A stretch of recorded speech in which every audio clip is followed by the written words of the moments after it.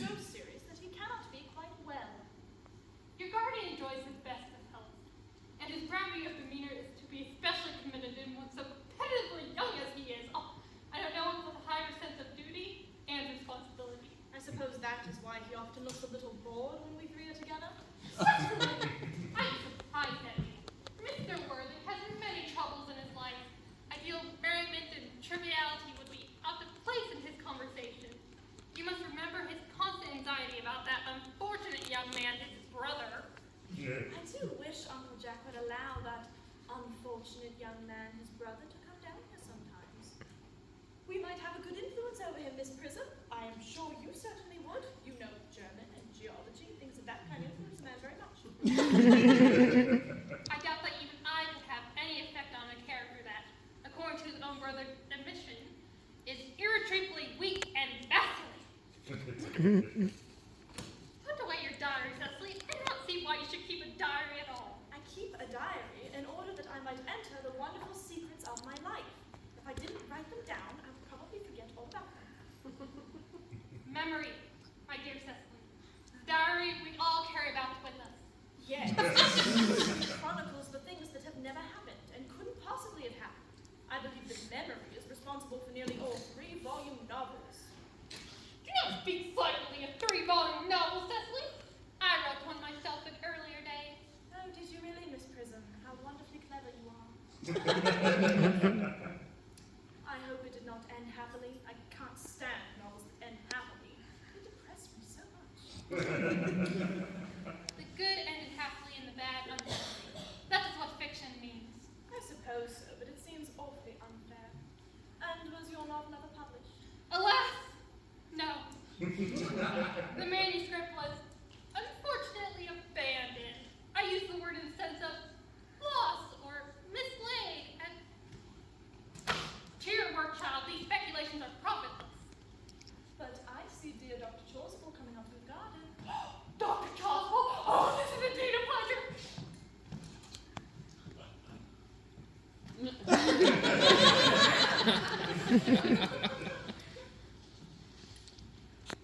how are we today, Miss Prism? You are, I trust, well. Miss Prism has just been complaining of a slight headache. I think it would do her so much good to have a walk in the park with you, Dr. Chaucerville. Cecily, I have not mentioned anything about a headache. I know that, dear Miss Prism, but I felt instinctively that you had a headache. Indeed, I was thinking about that and not about my German lesson. I hope, Cecily, you're not inattentive? Oh, I'm afraid I am. That is strange. For I fortunate enough to be Miss Prism's people, I would hang upon her lips. I spoke metaphorically, my metaphor drawn from bees. I suppose Mr. Worthing has not yet returned from town? We do not expect him until Monday afternoon. Ah, yes. He is what his sole aim is not of enjoyment. He likes to spend his Sundays in London. But all accounts his unfortunate young brother is quite enjoyable in life. But I do suppose I shall see you both, no doubt, in evensong?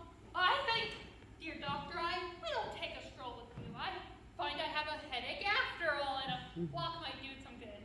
With pleasure, Miss Prism, with pleasure. Might go as far as the schools and back. Oh, that would be delightful. Cecily, you will read your political economy in my absence. Horrid political economy, horrid geography, horrid German. Mr. Earnest from the station. He's brought his luggage. Mr. Ernest Worthing, B4, the Albany. Uncle Jack's brother.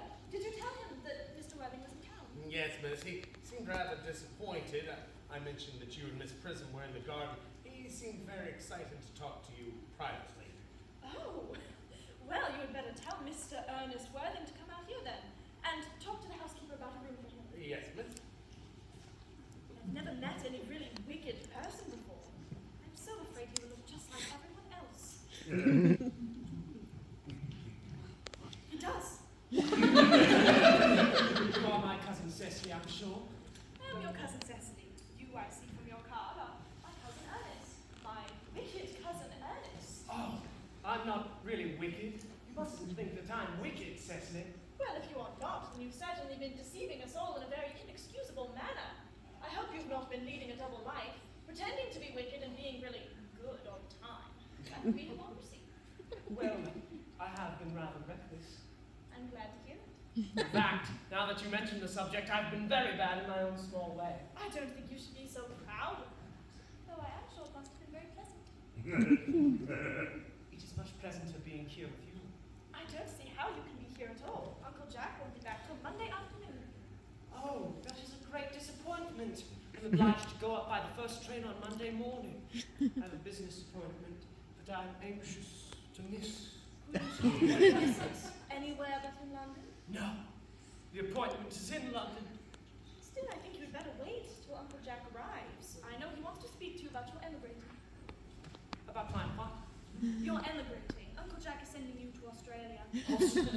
Australia? I'd sooner die. Look, Uncle Jack said at dinner on Wednesday night that you would have to choose between this world, the next world, and Australia. Well, the reports I've received of the next world in Australia are not particularly encouraging. This world is good enough for me, Cecily. Yes, but are you good enough for it? I'm afraid I'm not that. That is why I want you to reform me. You might make that your mission if you don't mind. I'm afraid I've no time this afternoon. Well, would you mind me reforming myself this afternoon? It is rather quixotic of you, but I think you should try. I will. I feel better already. You are looking a little worse. That is because I'm hungry.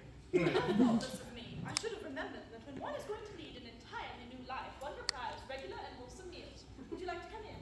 Thank you. May I have a buttonhole first? I never have any appetite unless I've had a buttonhole first. A Marshall meal? No, I think I'd sooner have a pink rose.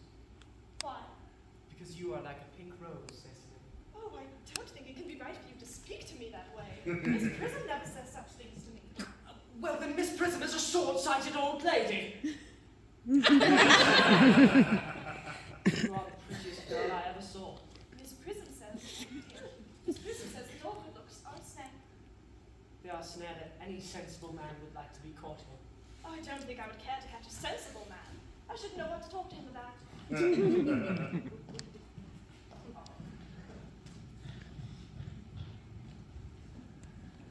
are too much alone, dear Dr. Choswell. You should get married. Oh, Mrs. Grove, I can understand. A woman Grove, never. Believe me, I do not deserve so neologistic a phrase. The precept as well as the practice of the primitive church was distinctly against matrimony. This is exactly why the primitive church has not lasted up to the present day. And you do not seem to realize, dear doctor, that by persistently remaining single, a man converts himself into a permanent public temptation. Oh, men should be more careful. This very celibacy leads weaker vessels astray. But is a man not equally as attractive when married? No married man is ever attractive, except to his wife. And often I've been told not even to her. That depends on the intellectual sympathies of the woman. Maturity can be depended on. Ripeness can be trusted. Young women are green. I spoke horticulturally. My metaphor was drawn from fruits. Where is Cecily? Perhaps she's followed us to the schools. Mr. Worthing! Mr. Worthing! Oh, this is indeed a surprise. We not look for you till Monday afternoon. I have returned sooner than I expected. Dr. Choswell, I hope you're well. Mr. Worthing. Though I do hope that this garb of woe does not betoken some terrible calamity. My brother. For shameful depths and extravagance. Still leading his life of pleasure? Dead! Your brother Earnest, dead. Quite dead. What a lesson for him! I can't even profit it. Mr. Worthing, you have my sincerest condolences. Poor Ernest. He had many faults, but it is a sad, sad blow.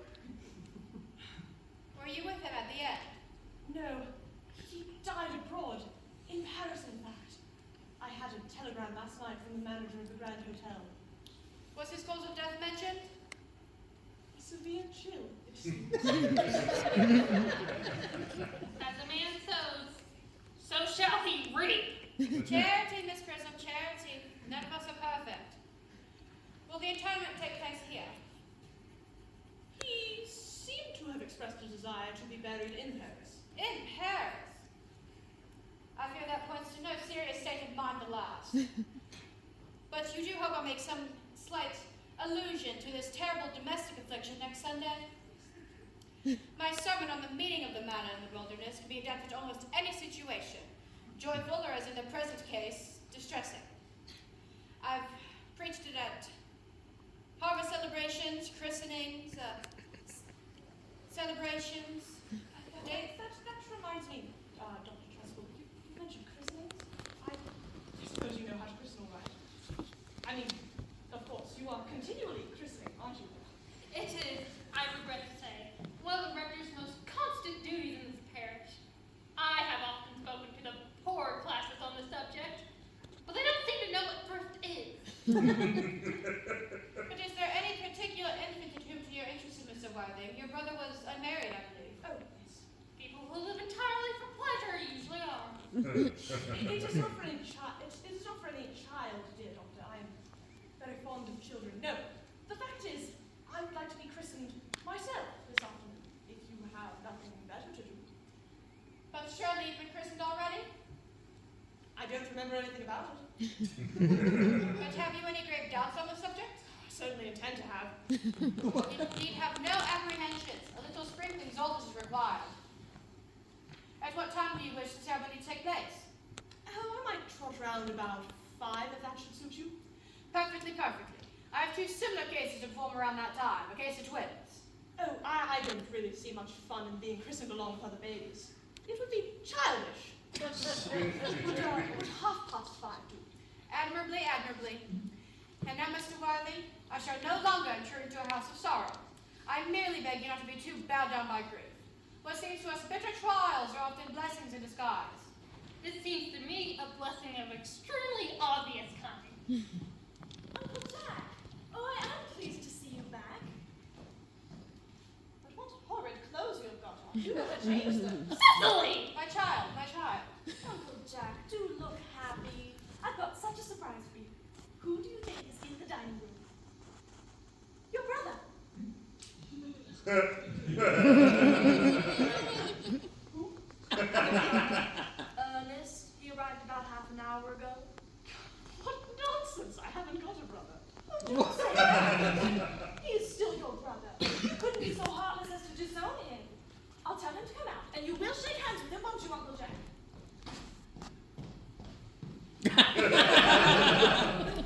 These are very joyful tidings. After we've all been resigned to his loss, his sudden return seems to me particularly distressing. My brother is in the dining room? Good heavens! Brother John! I've come down from town to tell you that I'm very sorry for all the trouble I've given you, and that I intend to lead a better life in the future. To refuse your own brother's hand? Nothing will induce me to take his hand. I think his coming down here disgraceful. Uncle Jack, do be nice. Ernest was just telling me about his poor invalid friend, Mr. Bunbury, whom he goes to visit so often. It must be much good in someone who leaves the pleasures of London to sit by a bed of pain. Oh, he has been talking about Bunbury, has he? Telling me all about poor Mr. Bunbury and his terrible state of health. Oh, Bunbury. Well, I won't have him talk to you about Bunbury, or about anything else. It is enough to drive one perfectly frantic. I admit the faults were all on my side, but I must say that Brother John's coldness to me is peculiarly painful. I expected a more enthusiastic welcome, especially considering it is the first time I have come here. Uncle Jack, if you don't shake Ernest's hand, I will never forgive you. Never forgive me. Never, never, never.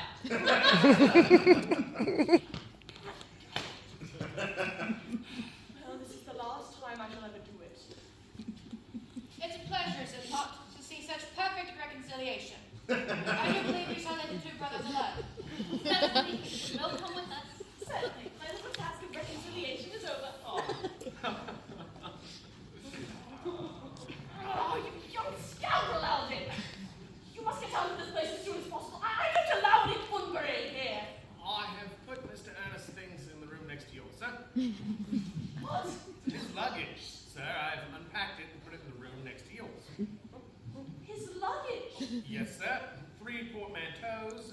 dressing case, 2 hat boxes, and a rather large luncheon basket.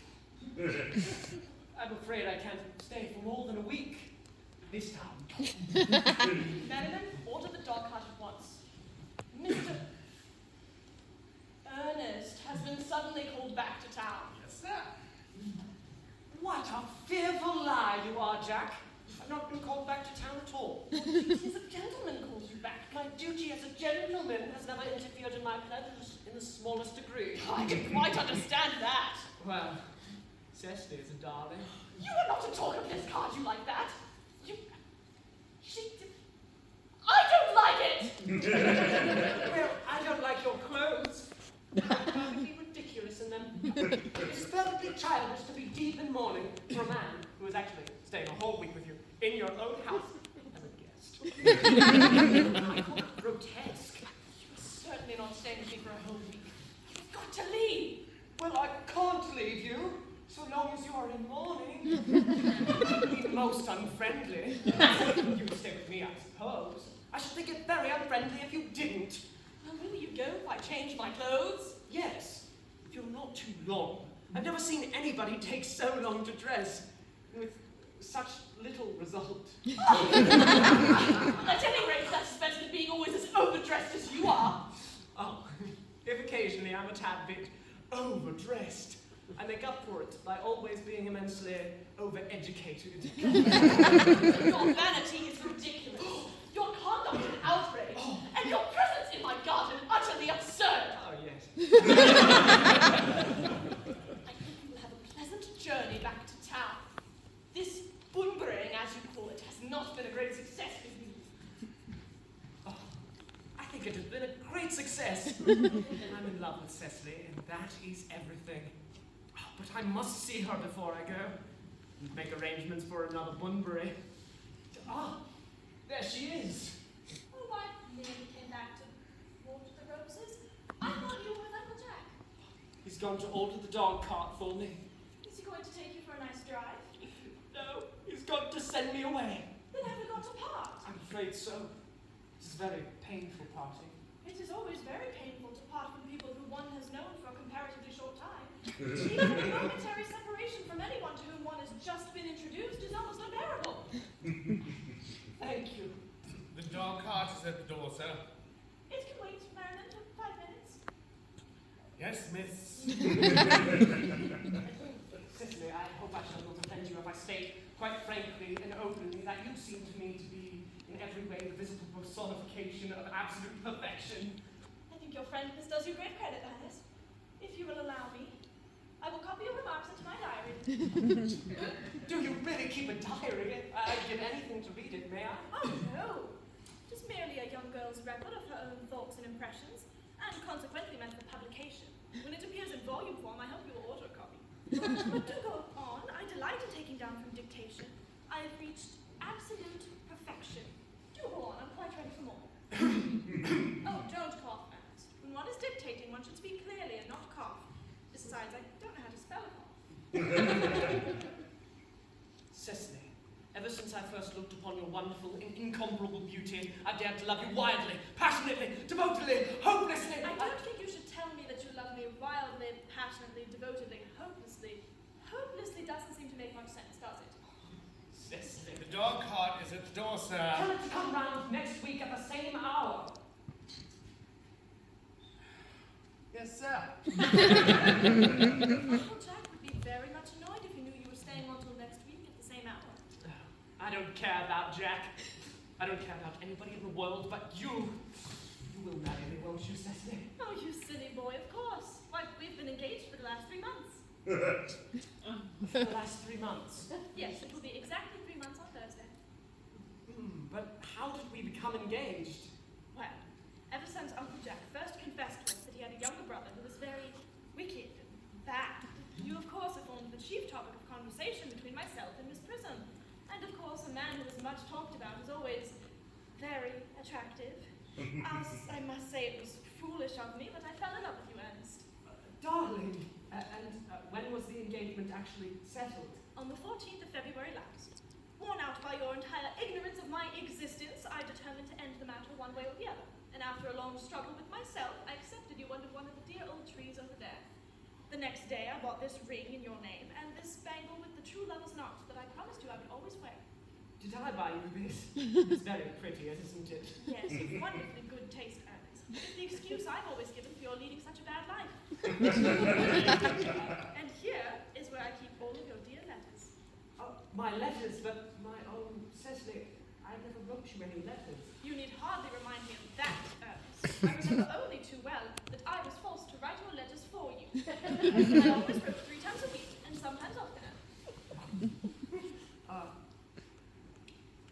But The 3 that you wrote me after I'd broken off the engagement are so beautiful and so badly spelled that even now I can hardly read them without crying a little. but was our engagement ever broken off? Of course, on the 22nd of last March. You can read the entry if you like. Today I broke off my engagement with Earnest. I feel it is better to do so. The weather still continues charming. But why on earth did you break it off? What had I done? I had done nothing at all. But I'm very much hurt indeed to hear you broke it off. Particularly when the weather was so charming. It would hardly have been a really serious engagement if it hadn't been broken off at least once. But I forgave you before the week was out. What a perfect angel you are, Cecily. You sweet romantic boy. I hope your hair grows naturally, does it? Yes, with a little help from others. I'm sorry. We won't break off our engagement again. I don't think I could break it off now that I've actually met you. And of course, there is the question of your name. Yes, of course. You mustn't laugh at me, darling, but it has always been a silly, girlish dream of mine to love someone whose name was Earnest. It inspires absolute confidence. I pity any poor married woman whose husband is not called Earnest. Do you mean to say that you couldn't love me if I had some other name? What name? Oh, any name you like. Algernon, for instance. Charming name. I don't like the name Algernon. But my own sweet, loving little darling. I don't see why you object to the name of Algernon. It is not at all a bad name. In fact, it's a rather aristocratic name.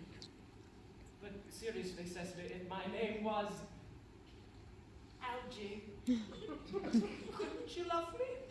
I might respect you, Ernest. I might admire your character. But I don't think I should be able to give you my undivided affection. Your rector here is, I suppose, thoroughly experienced in the practices of all the rites and ceremonials of the church. Yes, Dr. Chasuble is a most learned man. He has never written a single book, so you can imagine how much he knows. I must see him on a most important christening. I mean, on most important business. I shan't be away for more than half an hour. Considering we've been engaged since the 14th of February last, and I've only just met you today for the first time, I think it is rather hard you should leave me for so long a period as half an hour. Couldn't you make it 20 minutes? I'll be back in no time.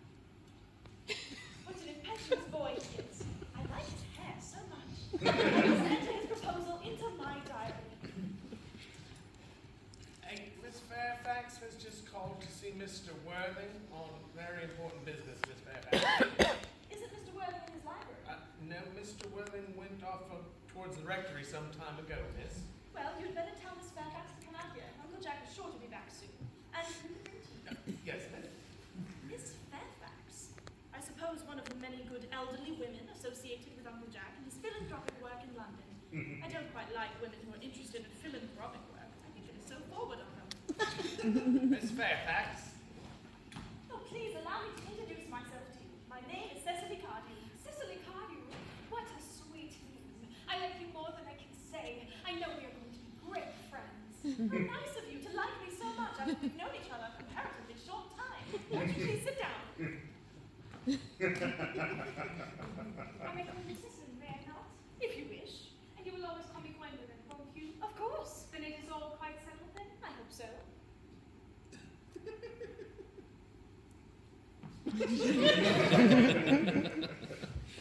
Perhaps this be an admirable opportunity of me mentioning who I am. My father is Lord Bracknell. You have not heard of Papa, I suppose? I don't think so. Outside of the The home seems to be the perfect sphere for the man. And besides, once a man starts neglecting his domestic duties, he becomes painfully effeminate, does he not? I don't like that. It makes them so very attractive. Cecily, do you mind my looking at you through my glasses? Oh, please do. I'm quite fond of being looked at.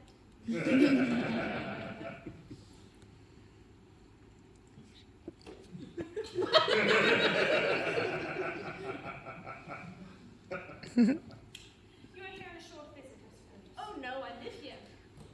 Really? Yes. With your mother? Or another female relative of advanced age? Oh no, I have no mother, nor in fact any relations. Indeed. My guardian, with the help of Miss Prism, has the arduous task of looking after me. Your God. Yes, I'm Mr. Worthing's ward. Oh! Mr. Worthing never mentioned to me that he had a ward. How secretive of him. He gets more interesting hourly. Although I have to say these feelings don't inspire ones of unmixed amount. Cecily, I'm very fond of you. I have liked you since I met you, but now that I know you are Mr. Worthing's ward, I can't help but expressing a feeling that you were, well, a bit older than you seem to be, and not so alluring in appearance. In fact, if I may speak candidly, Oh, please do. I believe that whenever one has anything unpleasant to say, one should always speak quite candidly.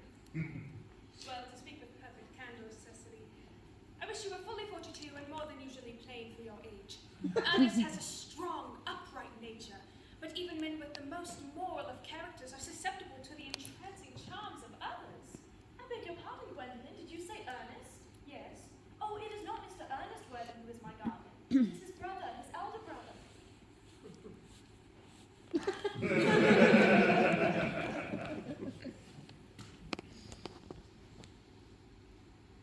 Ernest never mentioned to me of having a brother.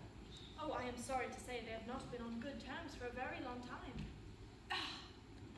That accounts for it. Cecily, you have lifted a load off my mind. I was growing almost anxious, and it would have been awful if a cloud had come over a friendship like ours, would it not? But you are quite sure it's Mr. Ernest Worthing who is your guardian? I'm quite sure. In fact, I'm going to be his.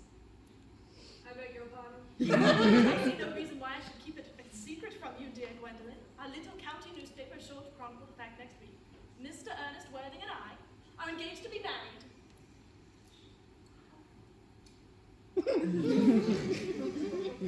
Darling Cecily, there seems to be some slight error. Mr. Ernest Worthing is engaged to me. The Morning Post is sure to chronicle it by Saturday at the latest. There must be some misunderstanding, Miss Fairfax, because Ernest proposed to me exactly 10 minutes ago. It is certainly quite curious, for Mr. Ernest Worthing proposed to me yesterday afternoon at 5:30. If you care to verify the incident, pray do so. I never travel without my diary.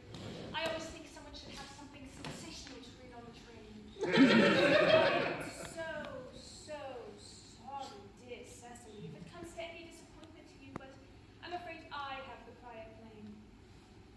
It would distress me more than I can say, Miss Fairfax, if it would cause you any mental or physical anguish, but I feel bound to point out that since Ernest has proposed to you, he clearly has changed his mind.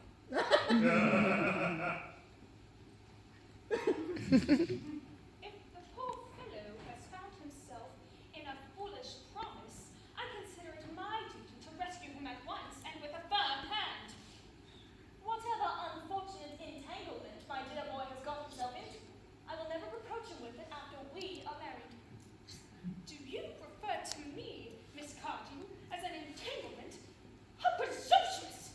On an occasion like this, it is more than a moral duty to speak one's mind. It becomes a pleasure. Do you suggest, Miss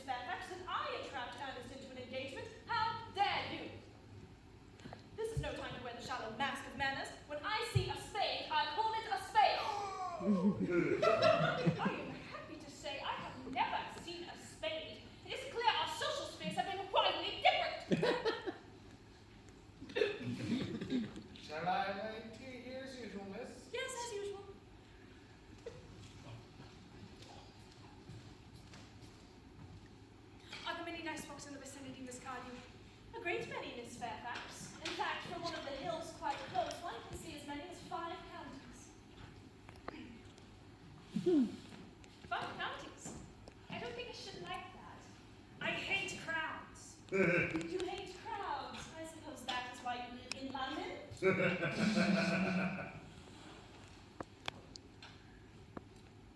Quite the garden you have here, Miss Fairfax. So glad you like it. I didn't know there were so many flowers in the country. Oh yes, there are as many flowers in the country as there are people in London. I don't know how anybody lives in the country. If anybody who's anybody does. The country always bores me to death. I suppose that is what they call an agricultural depression, is it not? It's almost an epidemic, I've been told. Would you care for tea? Of course. Detestable girl. But I require tea. Would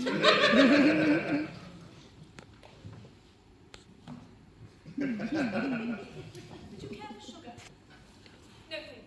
Sugar isn't fashionable anymore. Of course, not fashionable. How could I have forgotten?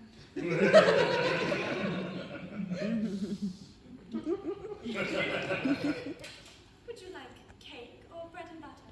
Oh, bread and butter, please. Cake is rarely seen in the nicest of houses these days. Right. Of course. Please hand that to Miss Fairfax.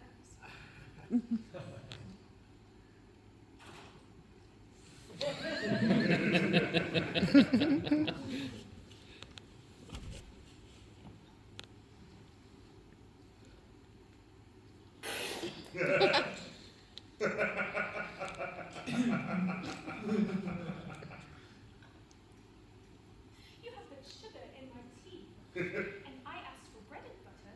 You have given me cake. I know for the sweetness of my disposition and the gentleness of my character, but I fear, Miss Cardew, you may go too far. To save my sweet, innocent, trusting boy from the machinations of another woman, there are no lengths to which I would not go. Oh, I distrusted you from the moment I saw you. I feared you were deceitful. I am never deceived in such manners. My first impressions of people are irrequivocally correct. It seems, Miss Fairfax, that I'm trespassing on your valuable time. No doubt you have many other calls of a similar character to make in the neighborhood. Ernest, my own Ernest. Gwendolyn, darling. A moment. Are you engaged to be married to that lady? To little Cecily? Of course not. How could I put such an idea into your pretty little head? Thank you. You may. I felt there must be some misunderstanding, dear Gwendolyn. The man whose arm is at present round your waist is my guardian, Mr. John Worthing. I beg your pardon. This is Uncle Jack. Jack! Oh! Why, oh no! A moment, Ernest. May I ask, are you engaged to be married to this young lady? To what young lady? Good heavens! Gwendolyn, I mean to Gwendolyn. Of course not! What could have put such an idea into your pretty little head? Thank you, you may. Really, there was a slight error, Miss Cardew. The man who's currently embracing you is my cousin, Algernon Moncrief. Algernon Moncrief. Are you really called Algernon? I cannot deny it. And is your name really Jack? I could deny it if I liked. I could deny anything if I liked. But my name certainly is John. It has been John for years. A gross deception has been practiced on the both of us. My dear wounded Cecily. My sweet wronged Gwendolyn. Sister, will you not? Yes, of course. A moment. There is one question I would like to be allowed to ask my guardian. An excellent idea. Mr. Worthing, there was just one question I would like to be put upon you. Where is your brother, Ernest? We are both engaged to be married to your brother, Ernest. So the fact of where your brother, Ernest, is at present is of the utmost importance. Cecily, it is very painful for me to be forced to speak the truth. It is the first time in my life that I have ever been reduced to such a painful position. I However, I will tell you quite frankly that I have no brother, Ernest. I have no brother at all. No brother at all. None. Have you never a brother of any kind? Never. Not even of any kind. I think it is clear, Miss Cardinal, that we are not engaged to be married to anyone. It is not a very pleasant position for a young girl to suddenly find herself in, is it? Let us venture into the house. They will hardly follow us in there. No, men are so cowardly, aren't they?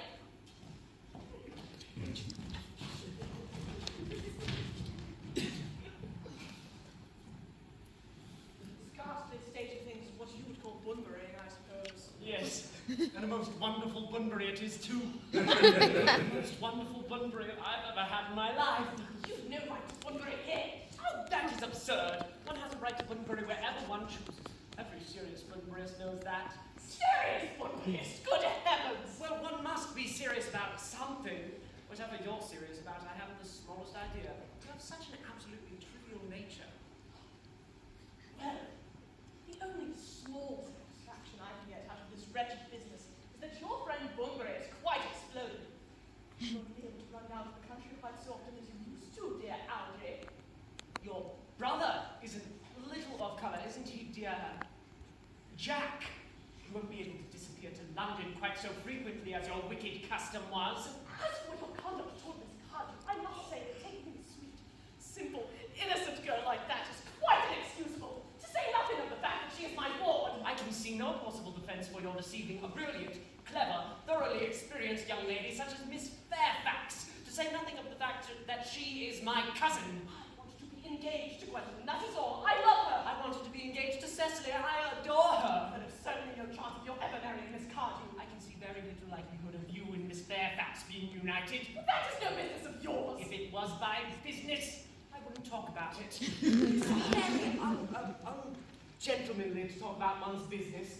Only stockbrokers do that, and then merely at dinner parties. How you can sit there calmly eating muffins while we're in this horrible trouble I can't make out. Well, I can't eat muffins in an agitated manner. I see it's perfectly heartless you're eating them at all. Under the circumstances. When I am in trouble, eating is the only thing that consoles me. At the present moment, I'm eating muffins because I am unhappy. Besides, I'm particularly fond of muffins. That is no reason for you to eat them all in that greedy way. Oh, I wish you would have some tea cake instead. I don't like tea cake. Good heavens, I suppose a man may eat his own muffins in his own garden. How did I wish to goodness you would go? Well, I never go without my dinner.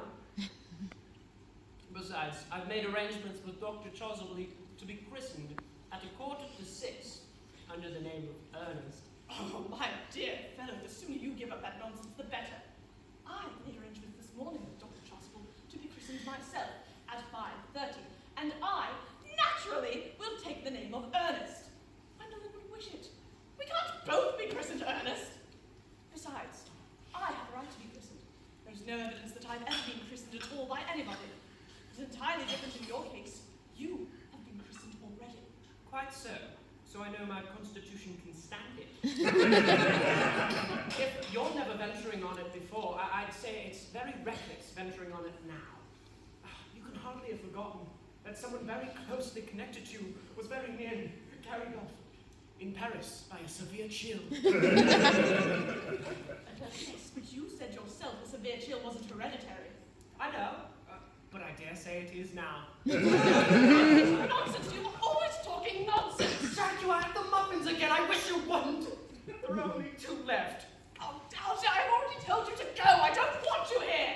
Well, I haven't quite finished my tea yet, and there's still 1 muffin left. Ha ha ha.